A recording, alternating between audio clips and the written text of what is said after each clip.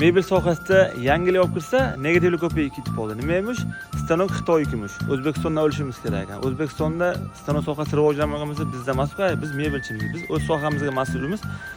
Negativlarga e'tibor bermagan holatda sizlarga navbatdagi zakazimizni ko'rsataman. Mana bunaqangi asal shkaflarni yasashingiz mumkin. Hozir borgasizlar minimalizm urf bo'lyapti. Hatto shu shkaf ichini ochib ko'rsatmaydigan yolg'on degan deb ham tanqid qilishdi. Navbatdagi mijozimiz Samarqand shahridan juda ham katta ob'yomda zakaz qildi. Kashmir LDSTga seriy laminat, seriy kromka urib berdik. Mana zakazlarni ko'rishingiz mumkin. Bu yoqda mana PVC panelga ham vannaxonalar uchun urib berdik.